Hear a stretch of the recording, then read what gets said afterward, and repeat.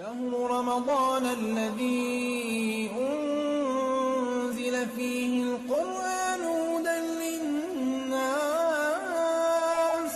هدى للناس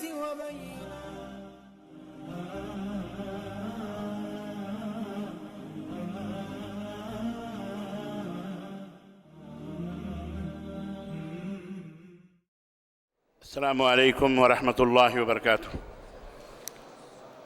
إن الحمد لله نحمده ونستعينه ونستغفره ونؤمن به ونتوكل عليه ونعوذ بالله من شرور أنفسنا ومن سيئات أعمالنا.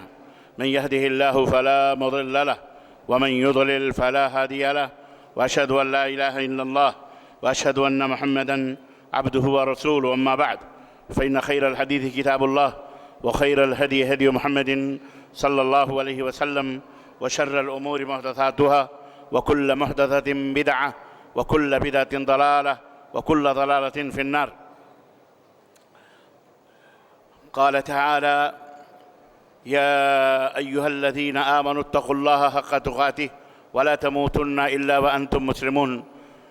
يا أيها الناس اتقوا ربكم الذي خلقكم من نفس واحدة وخلق منها زوجها وبث منهما رجالا كثيرا ونساء، واتقوا الله الذي تساءلون به والأرحام إن الله كان عليكم رقيبا.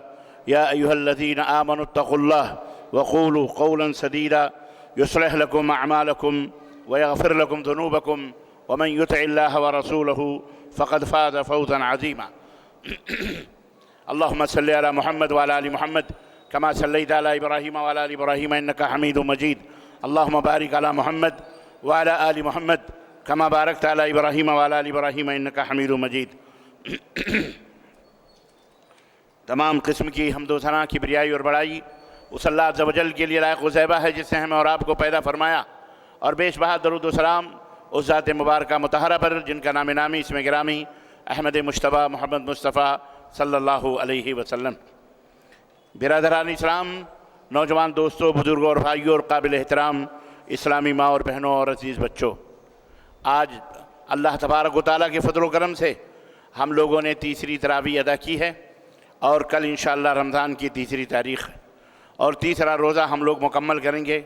عزیزان گرامی، روز بروز ماہ رمضان ہم سے الوداع چاہتا رہے، اور دھیرے دھیرے ہمارا یہ عظیم الشان اللہ کا بھیجا گیا مہمان ہمارے درمیان اب دھیرے دھیرے آگے شباب کی طرف بڑھ رہا ہے، اور ہمیں یہ پیغام بھی دیتا جا رہا ہے کہ اے دنیا والو، تمہاری زندگی کے ایک ایک دن، ایک ایک گھڑیاں، ایک ایک گھنٹے، ایک ایک لمحے جو گزر رہے ہیں، جس طرح میں آیا ہوں اور ایک مہینے کے بعد دھیرے دھیرے آج 3 دن میری زندگی کا کم ہو گیا، 30 میں سے یا 29 میں سے ایک دن آئے گا کہ ہم بھی رخصت ہو جائیں گے. ایسے ہی ایک دن آئے گا آپ کے بھی دن جو زندگی کے گزرتے جا رہے ہیں، ایک ایک دن گرتے جا رہے ہیں، گزرتے جا رہے ہیں، اور آپ ایک موت کی طرف دھیرے دھیرے آخرت کی طرف چلتے جا رہے ہیں. اس بات کو نہ بھولیے کہ ایک دن اللہ تبارک و تعالیٰ کے ہاں ہمیں پہنچنا ہے. یہ جاتے جاتے ماہ رمضان بھی ہمیں دے رہا ہے. بہرحال آج اللہ تعالیٰ کے فضل و کرم سے سورہ بقرہ، اس کا خلاصہ مختصر آپ کی خدمت میں رکھا جائے گا. اس کے چند فوائد، نقاط رکھے جائیں گے جس سے ہمیں ہماری زندگی کو سنوارنے اور سجانے کا اللہ تبارک و تعالیٰ نے جو طریقہ بتایا ہے اس کا ڈھنگ ہمیں معلوم ہوگا. آپ کو پتہ ہونا چاہیے کہ قرآن کریم ایک سمندر ہے جسے کوزے میں یا چند لمحوں میں بیان نہیں کیا جا سکتا. جتنا بھی حاصل کیا جائے اس کے اندر کئی سبجیکٹ ہیں، کئی موضوع ہیں. خاص جو اس کے موضوعات ہیں، اس میں سب سے بڑے جو موضوعات ہیں، بعض اہل علم نے فرمایا ہے کہ اس میں جو بڑے موضوعات ہیں وہ تقریباً 4 یا 5 موضوعات ہیں، جس میں توحید ہے، رسالت ہے، آخرت کا بیان ہے، احکام عبادات ہیں، احکام شریعت ہیں. اسی طرح سے انبیاء علیہ السلام کے واقعات اور قصے موجود ہیں، ان کے احوال موجود ہیں، اور انبیاء کو نہ ماننے والوں کے بھی احوال اس کے اندر موجود ہیں. تو یہ سورہ بقرہ ہے.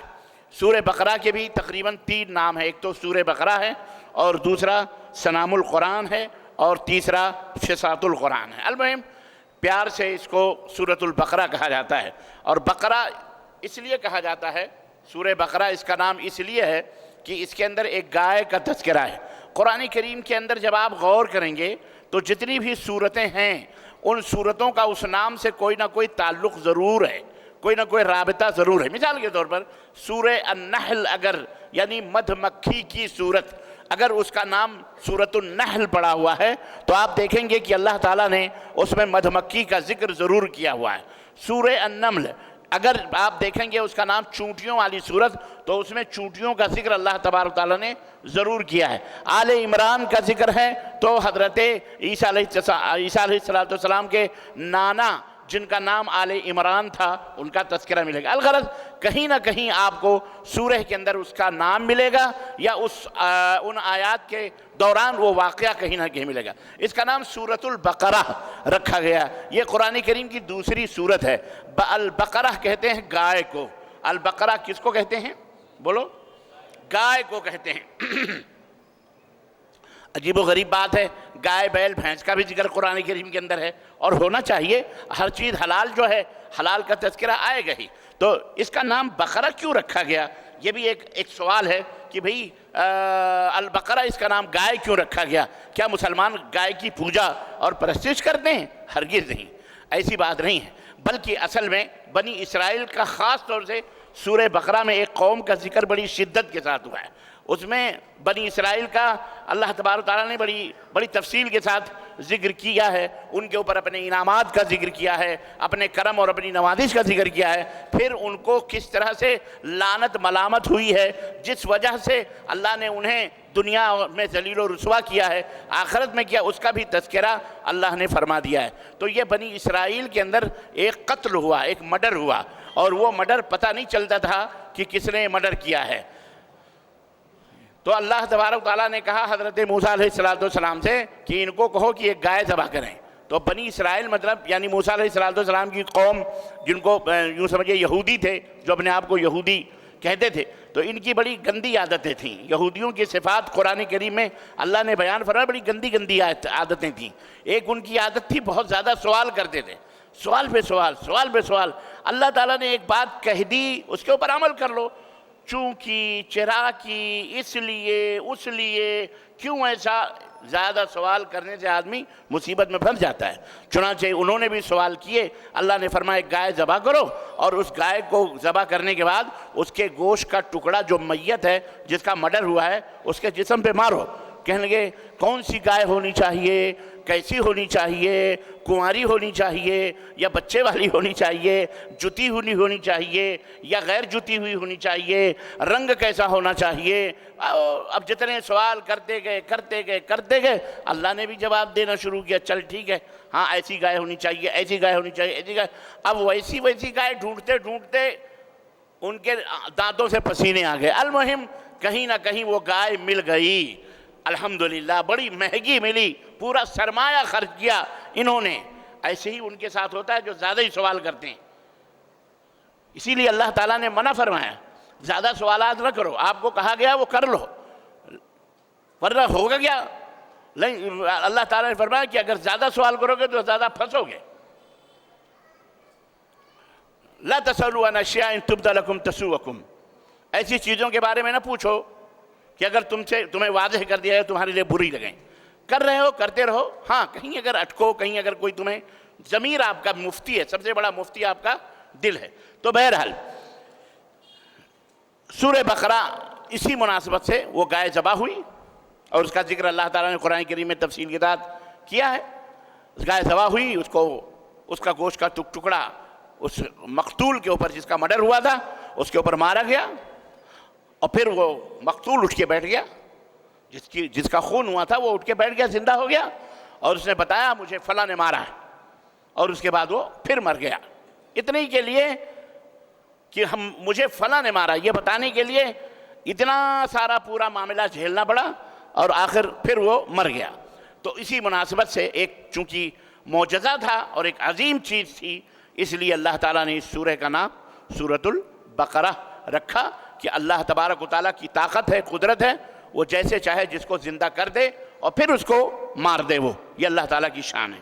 بہرحال یہ سورہ مبارکہ نازل ہوئی، کیوں نازل ہوئی؟ اس سلسلے میں اس سورہ مبارکہ کے لیے شان نزول ہے، اور شان نزول یہ ہے کہ ایک شخص تھا مالک ابن حنیف، اس کا نام تھا مالک ابن حنیف، یہ یہودی تھا۔ یہ کہتا تھا کہ یہ قرآن جو ہے یہ وہ کتاب نہیں ہے جو کتاب ہماری توریت کے اندر، جس کا ذکر توریت کے اندر موجود ہے، انجیل کے اندر موجود ہے، یہ قرآن وہ کتاب نہیں ہے۔ چنانچہ جب اس نے یہ بات کہی تو اللہ تعالیٰ نے سورہ بقرہ نازل فرمائی اس کی تصدیق کے لیے، کیونکہ ان کی اس کتاب میں بھی یہ واقعہ ذکر ہے۔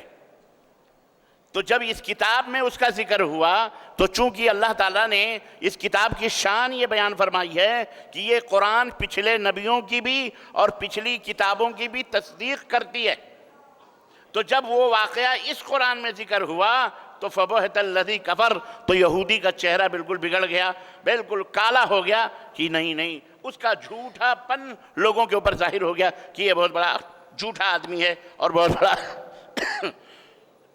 مکار آدمی ہے۔ اس طرح سے اس سورہ کے بارے میں اس کی تصدیق اللہ تعالیٰ نے فرمائی، اور فرمایا پھر یہ آیت کریمہ نازل ہوئی، الف لام میم ذالک الکتاب لا ریب فیہ، یہ وہ کتاب ہے جس میں کوئی شک و شبہ نہیں ہے، ھدی للمتقین، اس میں متقیوں کے لیے ہدایت ہے۔ اس میں کس کے لیے ہدایت ہے؟ متقیوں کے لیے۔ اب یہ سوال پیدا جو متقی ہے، پرہیزگار ہے، تو پرہیزگار تو خود ہی ہدایت یافتہ ہے، تو کہنے کا مطلب یہ وہ پرہیزگاری کی بات نہیں ہو رہی، بلکہ بہت سارے ہمارے اندر لوگ متقی بنے پھرتے ہیں، لوگ انہیں متقی سمجھتے ہیں، تو ان کو ان کے تقوی کو اس اصول پر تولا جائے، کیا وہ قرآن کے مطابق ہیں یا نہیں ہیں؟ اگر ان کا تقوی قرآن کے مطابق ہے تب تو وہ متقی ہیں، نہیں ہے تو وہ صرف جھوٹے دعوے دار تقوی اور پرہیزگاری کے ہیں۔ تو غیر مسلموں میں بھی بہت سارے پادری ہیں، بہت سارے فادرز ہیں، بہت سارے یہودیوں کے علماء ہیں، رہبان ہیں اور جناب علی احبار ہیں، علماء ہیں، اور بہت سارے لوگ ہیں۔ ان سب کو اللہ تعالیٰ نے چیلنج کیا، اگر آپ متقی ہیں تو پھر اس کتاب کے اندر ان کے لیے ہدایت ہے، آؤ اس کتاب کو پڑھو، اگر واقعی آپ متقی ہیں تو اس کتاب کو پڑھیے اور اس کے اندر جو راہ بتلائی گئی ہے اس راہ کے اوپر عمل کیجیے۔ بہرحال تو اس طرح سے یہ کتاب نے چیلنج کیا کہ کسی کو بھی اس قرآن میں کوئی شک نہیں۔ ایک چیز اور میں بتاؤں، کل آپ نے سورہ فاتحہ میں دیکھیں، جتنی بھی سورتیں قرآن کریم کی ہیں، آپ جب اس کا ترجمہ پڑھو گے تو آپ کے چونکہ اتنا علم نہیں ہے، اس لیے آپ کو محسوس ہوگا اس سورہ میں الگ بات ہے، اس سورہ میں الگ بات ہے، اس کے بعد والی سورت میں الگ بات ہے، یہ سورتوں کے درمیان کوئی تعلق نہیں ہے، لیکن حقیقت یہ ہے کہ یہ ہماری لا علمی ہے، ورنہ ہر سورت کے اندر ایک دوسرے کا تعلق موجود ہے۔ میں آپ کو بتاتا ہوں، یہی سورہ بقرہ ہے۔ سورہ بقرہ کس کے بعد آ رہی ہے؟ کون سی سورت کے بعد آ رہی ہے؟ سورہ فاتحہ کے بعد آ رہی ہے۔ کل میں نے بتایا تھا سورہ فاتحہ کے اندر 3 قوموں کا ذکر کیا گیا ہے، ایک وہ جن کے اوپر انعام کیا گیا، دوسری قوم وہ جو کون تھے جن کے اوپر اللہ کی پھٹکار اور دھتکار پڑی، ملعون ہوئے، اور تیسری قوم وہ جو گمراہ ہوئے۔ سورہ فاتحہ میں اہدنا الصراط المستقیم، اللہ ہمیں صراط مستقیم کی ہدایت عطا فرما، ہدایت کے بارے میں خاص طور سے ذکر ہوا۔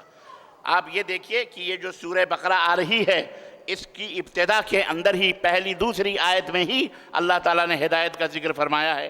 وہاں ہے ہدایت، اے اللہ ہمیں ہدایت عطا فرما، یہاں ہے ھدی للمتقین۔ اب اگر تمہیں ہدایت چاہیے تو اس قرآن کو پڑھیے، اس قرآن کے اندر وہ ہدایت موجود ہے۔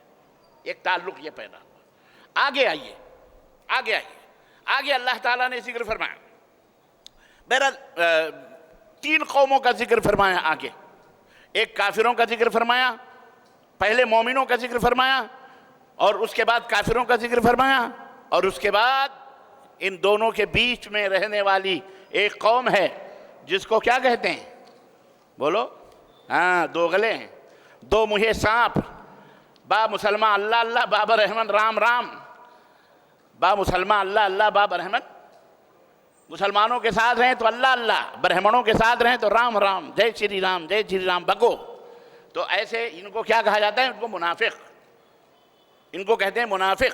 अल्लाह ताला ने फरमाया, देखो पहला ग्रुप ज़ालिकल किताबु ला रैब फीह हुदल लिल मुत्तकीन, इसमें मुत्तकियों के लिए हिदायत है। कौन है मुत्तकी? अल्लज़ीना युमिनूना बिल गैबी, मुत्तकी कौन है? जो गैब के ऊपर ईमान लाते हैं। आंखों से जन्नत को नहीं देखा, अल्लाह को नहीं देखा, जन्नत को नहीं देखा, अल्लाह को नहीं देखा, दोज़ख को नहीं देखा, मीज़ान को नहीं देखा, क़यामत को नहीं देखा, लेकिन एक देखने वाले का कहाँ मान लिया है। अल्लाह के हबीब सल्लल्लाहु अलैहि वसल्लम ने जन्नत को भी देखा, जहन्नम को भी देखा, हूरों गिल्मा को भी देखा, जन्नत की खूबियाँ भी बयान की, सब कुछ मनाजिर अल्लाह ताला ने मेराज की सब दिखा दिए। अल्लाह के नबी ने बताया गैब है हमारे लिए, हम नहीं देखे, लेकिन अल्लाह के नबी ने बताया, हम ईमान ले आते हैं। अल्लाह है, अल्लाह सब कुछ जानने वाला है, दिलों के भेदों को समझने वाला है, रोजी देने वाला, मारने, सब अल्लाह है।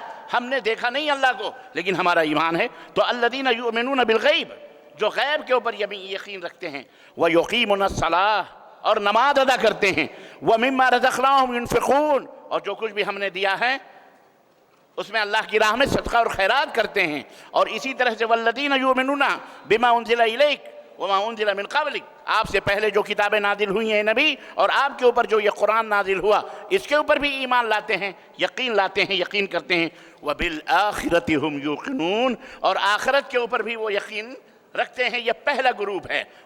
ये कौन है? मोमिनीन हैं, मुत्तकीन हैं। इनका इनाम क्या है? इनको गिफ्ट क्या मिलेगा? उलाइका अला हुदम मिन रब्बिहिम व उलाइका हुमुल मुफ्लिहून, यही वो सच्चे पक्के मोमिन हैं, हिदायत पर हैं, और यही कामयाब हैं। सीधी सी बात। अब सेकंड नंबर का जिक्र हो रहा है। सेकंड नंबर का, जैसे पहले सूरह फातिहा में जिक्र हुआ, सिरातल लज़ीना अनअमता अलैहिम, ए अल्लाह हमें उनके रास्ते पर चला जिस पर तूने इनामात किए हैं। और अल्लाह ने कल मैंने बताया सिद्दीकीन, शुहदा, अंबिया, सालिहीन, वो ग्रुप, तो मोमिनीन का ये ग्रोह मौजूद था। अब दूसरा गिरोह अल्लाह फरमाता है, इन्नल लज़ीना कफरू सवाउन अलैहिम अंज़रतहुम अम लम तुनज़िरहुम ला युमिनून, काफिरों का जिक्र है। अल्लाह ताला ने दूसरा ग्रुप काफिरों का, ख़तमल्लाहु अला क़ुलूबिहिम, अल्लाह ने इनके दिलों के ऊपर मोहर लगा दी है, इनके कानों के ऊपर मोहर लगी है। वाला अबसारिहिम ग़िशावा, आँखों पे पर्दे डले हुए हैं। वलहुम अज़ाबुन अज़ीम, और उनके लिए दर्दनाक अज़ाब है। ये पहला सेकंड नंबर का ग्रुप। दूसरा और तीसरा ग्रुप है वह मिनन नास, और लोगों में कुछ ऐसे भी हैं जो क्या कहते हैं, मैं यक़ूलु आमन्ना बिल्लाह, हम अल्लाह पर ईमान लाए, व बिल यौमिल आखिर, हम तो क़यामत पर भी ईमान लाते हैं। वमा हुम बिमुमिनीन, हालांकि न इनको अल्लाह पे ईमान है, न इनका क़यामत के ऊपर कोई ईमान है। अलगरज ये मुनाफिक लोग हैं। तो तीनों ग्रुप का जिक्र यहाँ भी है, और सूरह फातिहा में भी तीनों ग्रुप का जिक्र है। मैंने आपको एक मिसाल दे करके कनेक्शन बताया है, और इंशाअल्लाह सूरह बकरा का कनेक्शन सूरह आले इमरान से क्या है वो भी बताएंगे। अभी हमने पिछली सूरत का कनेक्शन आपका सूरह बकरा। अब आगे बढ़ते हैं। सूरह बकरा बड़ी अहम सूरत है। इसके अंदर तौहीद है, रिसालत है, आखिरत है, पिछली कौमों की हिस्ट्री है, तारीख़ है, इतिहास मौजूद है। अल्लाह ताला ने हज़रत आदम और तख्लीक़ आदम का आगाज़ है, तख्लीक़ इंसानियत, इंसान कैसे पैदा हुआ और अल्लाह तबारक ताला ने उसको कैसे पैदा किया, उसका ज़िक्र इस सूरह बकरा के अंदर मौजूद है। आइए हम आगे बढ़ते हैं। पहले इसकी फजीलत के बारे में एक दो बातें सुनते हैं कि सूरह बकरा का मकाम क्या है तमाम सूरतों में। सैयदना अबू हुरैरा रज़ियल्लाहु ताला अन्हु बयान करते हैं कि अन्ना रसूल अल्लाह सल्लल्लाहु अलैहि वसल्लम क़ाला ला तजअलू बुयूतकुम मक़ाबिर, अपने घरों को कब्रिस्तान न बनाओ। ए मुसलमानों, अपने घरों को कब्रिस्तान न बनाओ। व इन्नल बैतल्लज़ी तुक़रअ फ़ीहिल बक़रा ला यदख़ुलुहु शैतान, और सुनो, जिस घर में सूरह बकरा की तिलावत होती है उसमें शैतान दाखिल नहीं होता। अल्लाह अकबर, ये इसकी फजीलत है। यही वजह है कि अगर जिन और भूत और परे से बहुत सारे लोग परेशान रहते हैं तो अपने घर में सूरह बकरा की तिलावत करते रहें, इंशाअल्लाह तबारक तआला उस घर में कभी भी शैतान दाखिल नहीं होगा। सूरह बकरा जो है, इसकी रूह सूरह बकरा की तौहीद है, ला इलाहा इल्लल्लाह मुहम्मदुर रसूलुल्लाह। और इसकी फजीलत में एक और हदीस में हज़रत अबू उमामा बाहली रज़ियल्लाहु ताला अन्हु से मरवी है, क़ाला سمعت رسول اللہ صلی اللہ علیہ وسلم، کہ میں نے رسول اللہ صلی اللہ علیہ وسلم کو کہتے ہوئے سنا ہے، فرماتے ہیں اقرأوا القرآن، اقرأوا القرآن، اے مسلمانوں قرآن پڑھا کرو، قرآن پڑھا کرو، فإنه یأتی یوم القیامت شفیعا لأصحابہ، اس لیے کہ یہ قرآن، صاحب قرآن جو پڑھتا ہے اس کا سفارشی بن کے قیامت کے دن آئے گا، اس کا، ہاں، یہ کس نے بتایا؟ یہ گارنٹی کس نے دی ہے؟ بولو، یہ بات کس نے بتائی؟ مولوی نے؟ کس نے بتائی؟ حضرت کس نے بتائی؟ زور سے بولو۔ حضرت محمد الرسول اللہ صلی اللہ علیہ وسلم نے بتائی۔ آپ کی باتوں میں کوئی ملاوٹ، کوئی جھوٹ بات ہو سکتی ہے؟ آپ سے بڑھ کے سچی بھلی بات کسی کی ہو سکتی ہے؟ ہمیں کیوں نہیں اپنے نبی کی بات پہ یقین آتا ہے؟ اس لیے کہ ہم جنت کو فری میں چاہتے ہیں۔ اللہ کے نبی فرمائیں کہ اس قرآن کو پڑھو، قیامت کے دن یہ تمہارا سفارشی بنے گا، تمہاری شفاعت کرے گا۔ تمہاری کیا کرے گا؟ بولو، شفاعت کرے گا۔ ہم قرآن کو چھوڑ کر مردوں کی شفاعت کے پیچھے لگے ہوئے ہیں، جس کے بارے میں نہ قرآن ہے نہ محمد الرسول اللہ صلی اللہ علیہ وسلم کا فرمان ہے، جس کے حسب نسب کا کوئی پتہ نہیں، بس نعرے لگاتے ہیں دامن پکڑ کے مچل جائیں گے، دامن پکڑ کے مچل جائیں گے۔ ہم نے کہا قیامت کے دن دامن اومن نہیں ہوں گے جسم کے اوپر، ارے وہ کفن کا کپڑا بھی نہیں رہے گا، مادر ذات برہنہ ننگے، ایک دھاگا بھی جسم پہ نہیں ہوگا اور قبروں سے اٹھائے جاؤ گے۔ یہ جو چلا رہے ہو پکڑ پکڑ کے مچل جائیں گے دامن، کیا پکڑو گے تم؟ شرم کرو، حیا کرو کچھ۔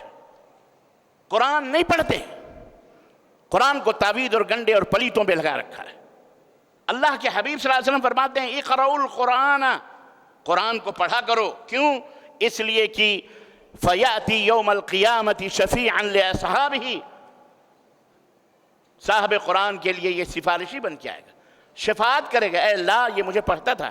اور اسی طرح سے اللہ کے حبیب نے فرمایا اقرأوا الزہراوین، اقرأوا الزہراوین، زہراوین کو پڑھا کرو۔ زہراوین کیا ہے؟ دو چمکدار چیزوں کو پڑھا کرو۔ زہراوین کہتے ہیں چمکدار چیزوں۔ یہ کیا ہیں؟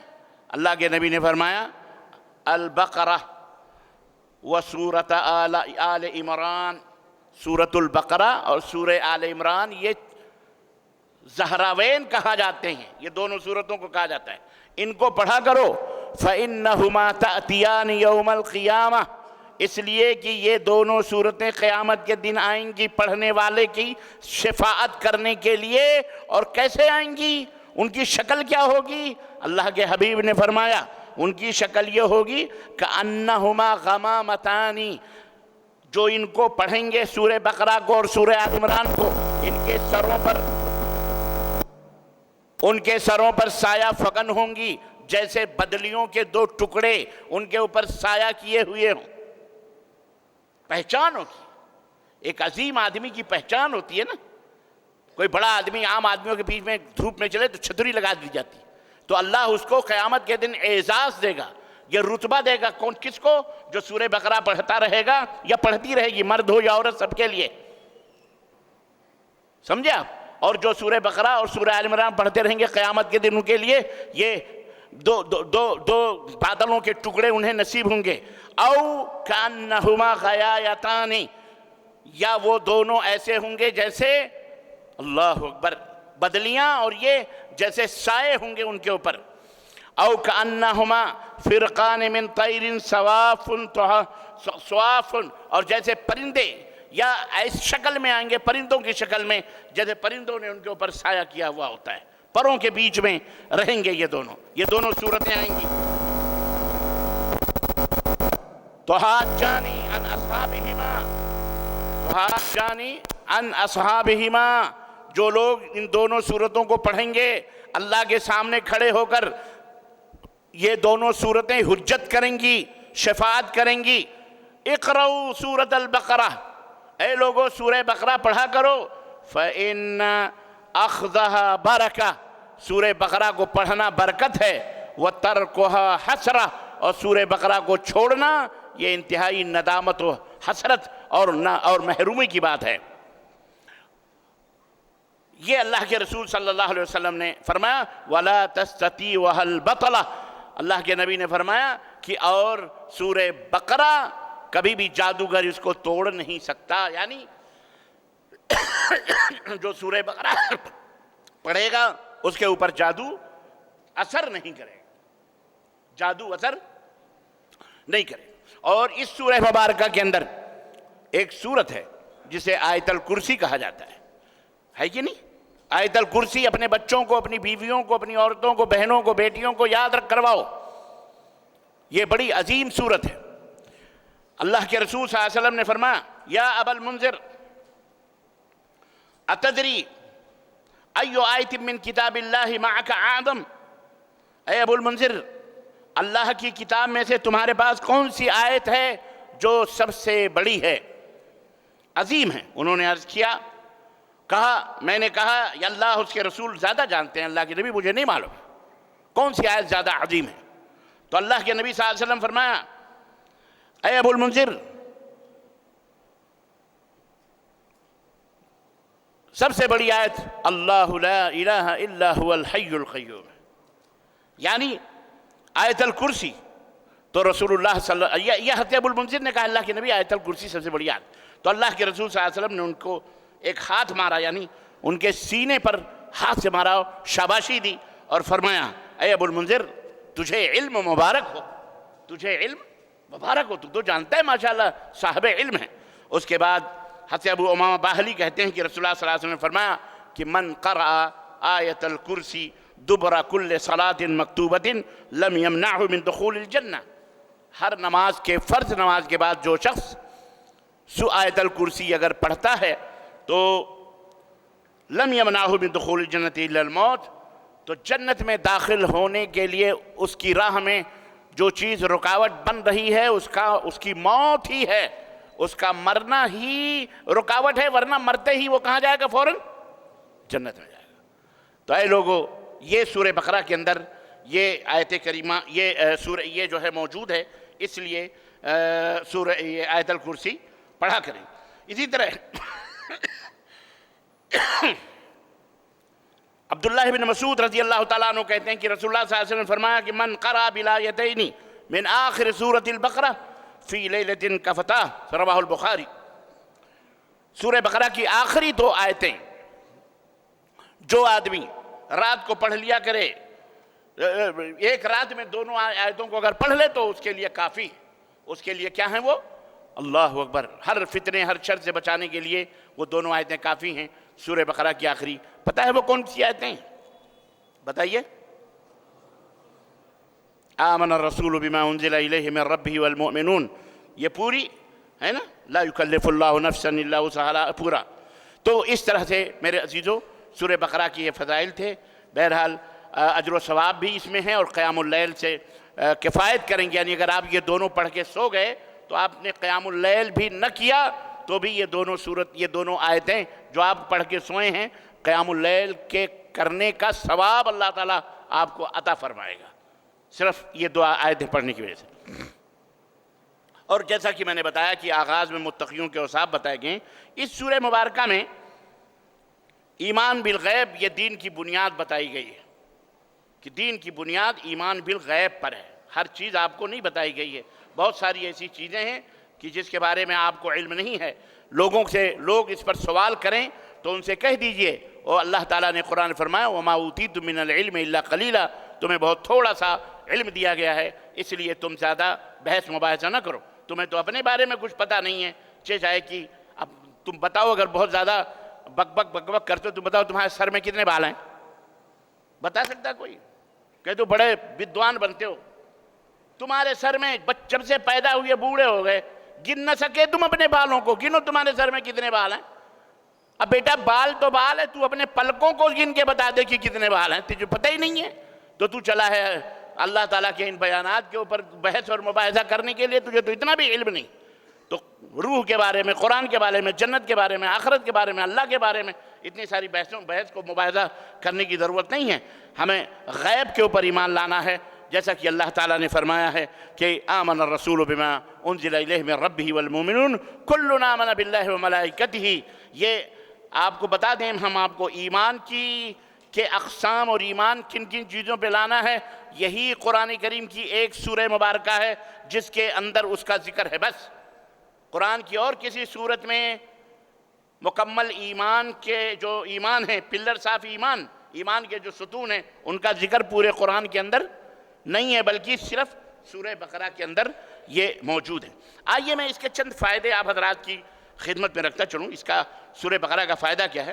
سورہ بقرہ کا نمبر 1 فائدہ یہ ہے کہ آپ اس کو پڑھیں گے جب ترجمے کے ساتھ تو اس میں مومنوں کے دل مضبوط ہوتے ہیں اور اللہ کے ساتھ ان کے ایمان اور یقین میں اضافہ ہوتا ہے. سورہ بقرہ جب پڑھیں گے تو اس سے آپ کے ایمان اور یقین میں اضافہ ہوگا، اور اسی طرح سے حق کی راہوں میں چلنے کا حوصلہ اور آسانی آپ کے لیے ملے گی. چنانچہ آپ کہیں گے وہ کیسے؟ اس سورہ بقرہ کے اندر جب آپ پڑھیں گے تو آپ کو حضرت عزیر علیہ السلام کا واقعہ ملے گا. اور جانتے ہیں عزیر علیہ السلام کون ہے؟ پڑھیے آپ قرآن کریم، میں ہر چیز نہیں یہاں تفصیل کے ساتھ بتاؤں گا. ان کا واقعہ پڑھیے، حضرت عزیر علیہ السلام کا. حضرت ابراہیم علیہ السلام کا واقعہ پڑھیے اور نمرود کا واقعہ پڑھیے کہ کس طرح سے تنہا حضرت ابراہیم نے نمرود بادشاہ کا مقابلہ کیا، اکیلا بندے موحد.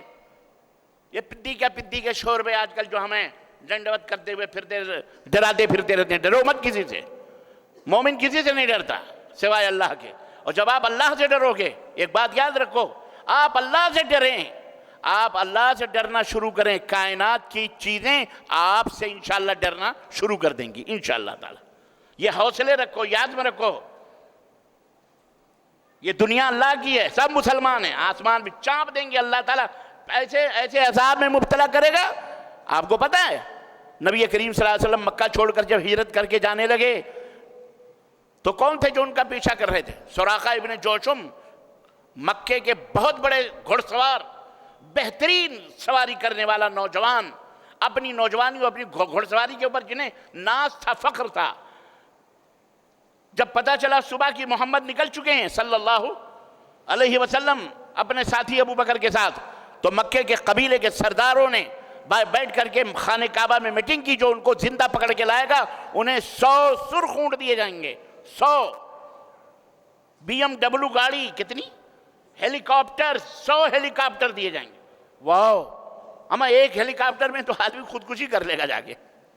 وہاں 100 ہیلی کاپٹر سمجھیے اس زمانے کے سرخ اونٹ دیے جائیں گے. جی جناب. چپ چاپ حضرت سراقہ ابن جوشم بیٹھے ہوئے تھے، کہنے کہ ہو اتنا بڑا انعام اور محمد کو زندہ پکڑ لانے کا، مجھ سے بڑا آخر کون ہو سکتا ہے. نوکر کو چاروں طرف 4 نوکروں کو بھیجا، کہا مجھے فوراً خبر چاہیے کہ ان چاروں طرف کون کون جا رہا ہے، بس تم مجھے کوئی بھی انفارمیشن دینا. چاروں طرف بھیجا نوکروں کو. ایک نوکر نے کہا مدینے کی راہ پر 2 سائے مجھے نظر آئے ہیں ٹمٹماتے ہوئے، چلے جا رہے ہیں، وہ کون ہیں یہ مجھے پتہ نہیں. کہا خلاص اب تو کسی سے یہ بات کرنا نہیں، چپ چاپ جا کے گھر میں بیٹھ جا، منہ لپیٹ کے سو جا، کسی سے ذکر نہیں کرنا. اور گھوڑا ڈال دیا انہی کے پیچھے، اور واقعی وہ سائے تھے پیغمبر اسلام حضرت محمد رسول اللہ اور ان کے یار غار حضرت سیدنا ابو بکر صدیق کے پیچھے گیا. میں جو بات بتانا چاہتا ہوں واقعہ نہیں، سیرت کا واقعہ ہے.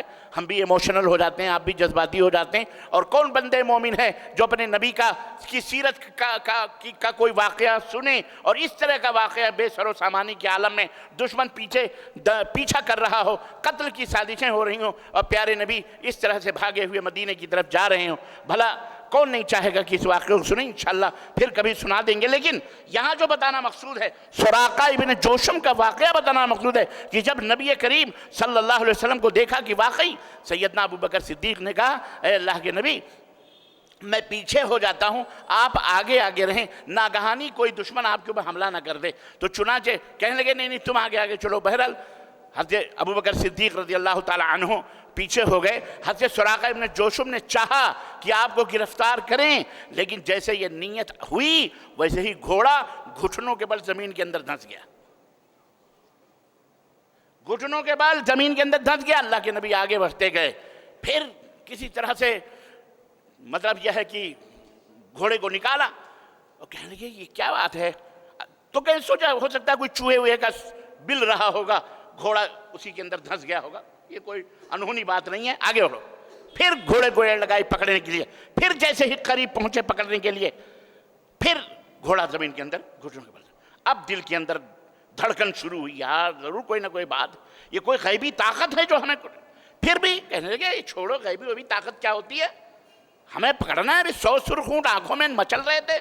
उन्होंने फौरी तौर पर फिर क्या किया, फिर घोड़े को किसी तरह से निकाला उकाला, या आवाज दी कि हमें दुआ करो कि कब हम निकल जाएं, हम आपको कुछ नहीं कहेंगे। फिर घोड़ा निकला और निकलने के बाद सोचने लगे कि अब इनको पकड़ें ना पकड़ें। फिर बोले नहीं, एक चांस और लेते हैं, एक चांस और लेते हैं। तीसरी चांस में तो घोड़ा गले तक धंस गया अंदर। कहने लगे ना, ये कोई मामूली हस्ती नहीं है।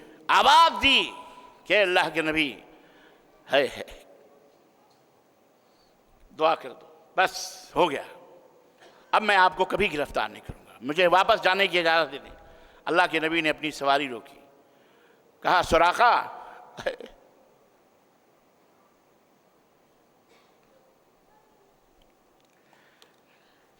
कहा सुराका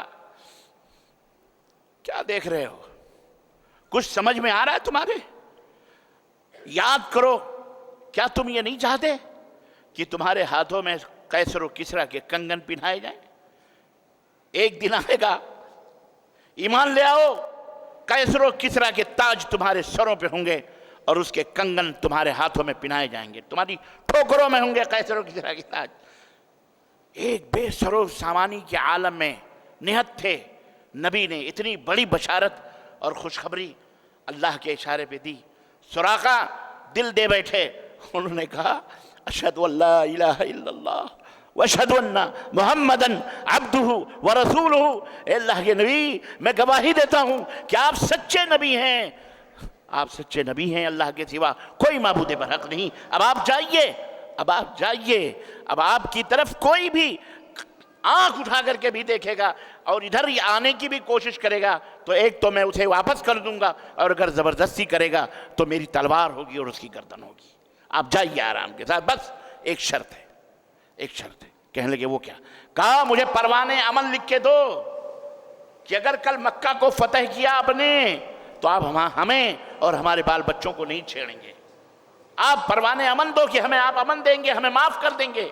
आपने कहा अबू बकर लिख दो। अबू बकर ने लिख के परवाने अमन दिया। सुराका इब्न जोशम पलटे, बहुत सारे घुड़सवार रास्ते में मिले। कहने लगे कहाँ से आ रहे हो? कहा ढूंढ के आ रहा हूँ। कहा इधर देखा है कुछ मोहम्मद को जाते? कहा पलट जाओ, इधर मोहम्मद का पता होता नहीं है, कोई नहीं है, हम देख के आ रहे हैं, जाओ। और अजीजाने गिरामी, यही सुराका इब्न जोशम है कि एक दिन आया, ज़माना आया, अल्लाह के नबी की वफ़ात हुई, आप सल्लल्लाहु अलैहि वसल्लम दुनिया से रुखसत हुए, अबू बकर सिद्दीक़ खलीफा बनाए गए, हज़रत उमर फ़ारूक़ आज़म का दौर आया, हज़रत उमर फ़ारूक़ आज़म का दौर आया, और जनाब कैसर व किसरा फतेह हुए, कैसर व किसरा फतह हुए। सुराका इब्न जोशम मौत के बिस्तरे पर तड़प रहे, बुखार शिद्दत से। लोग पहुँचे, लोगों ने कहा अल्लाह कि आप महबूब बंदे सहाबी हैं, अल्लाह को प्यारे होने वाले हैं।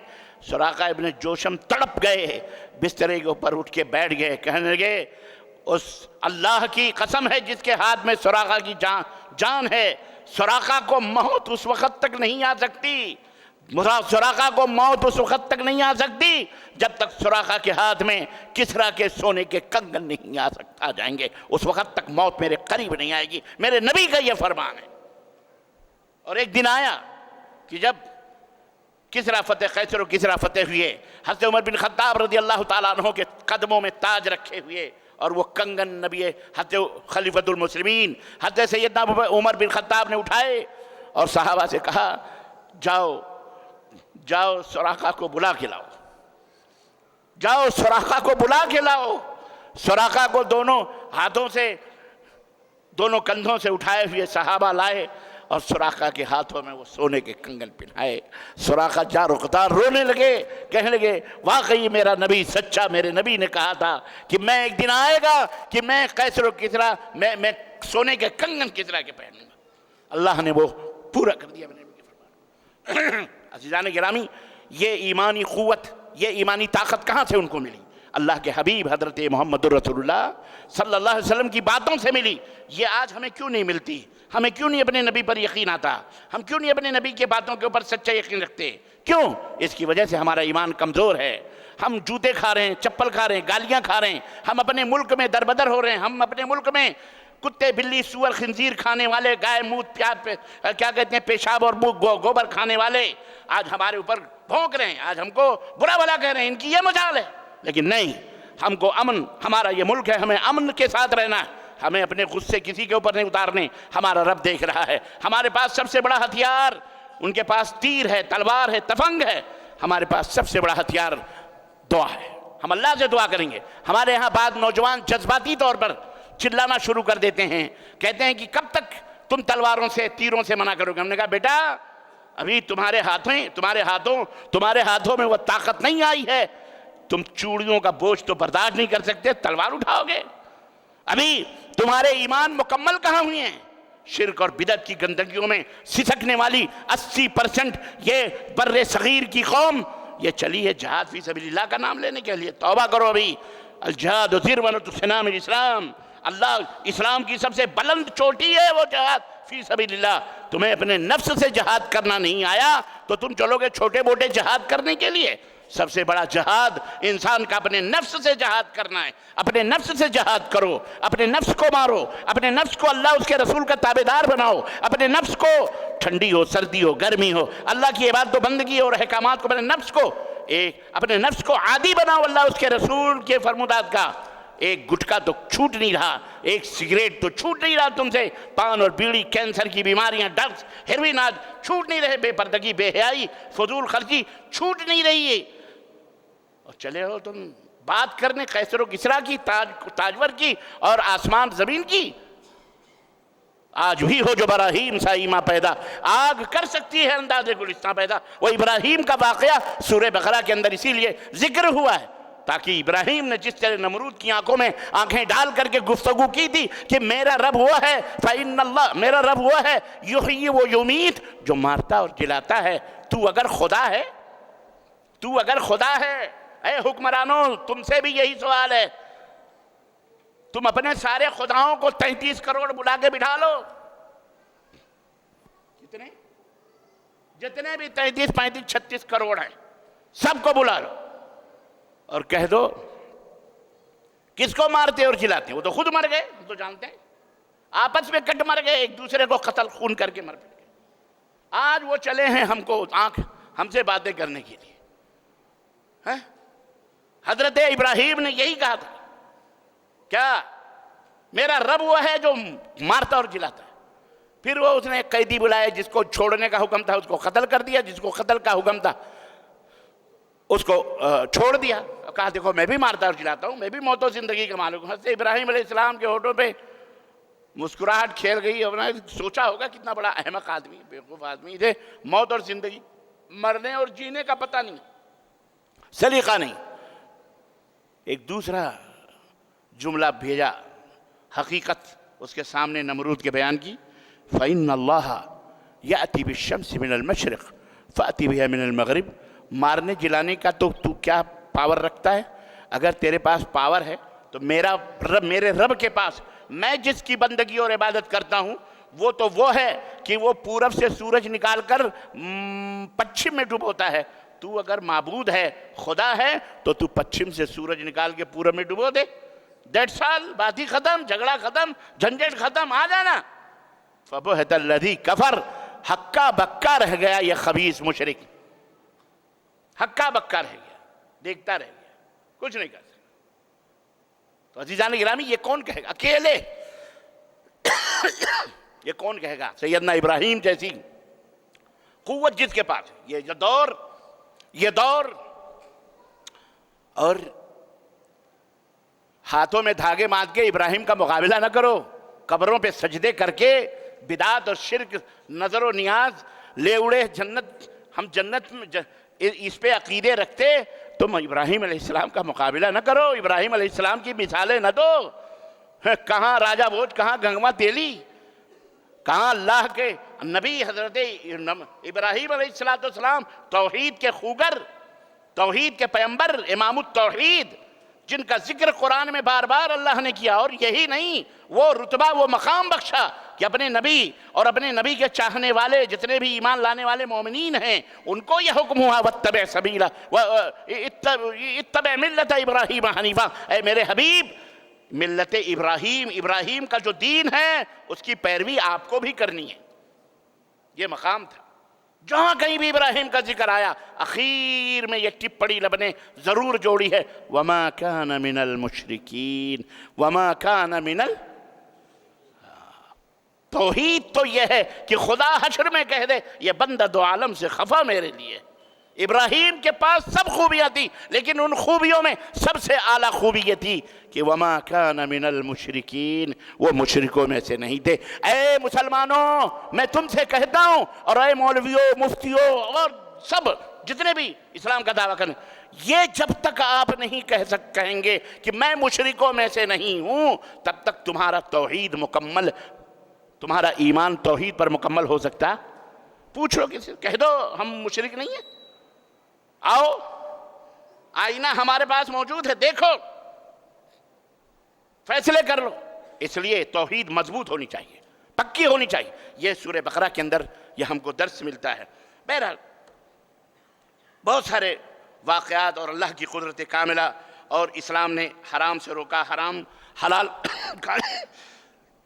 کھانے کا حکم دیا. اور یہی سورہ بقرہ ہی ایک ایسی سورت ہے جس میں اسلام کے 5 ارکان کا ذکر ہے، شہادتیں، نماز، زکوٰۃ، روزہ، حج. اور اسی طرح سے اس کے فائدوں میں سے بہت سارے فوائد ہیں. اللہ تعالیٰ سے دعا ہے کہ اللہ تعالیٰ ہمیں اور آپ کو قرآن کریم کے پڑھنے، سمجھنے اور اس کے مطابق اپنی زندگی کو سنوارنے کی توفیق عطا فرمائے. آمین یا رب العالمین. وصلی اللہ علیہ نبینا محمد وعلی آلہ وصحبہ اجمعین.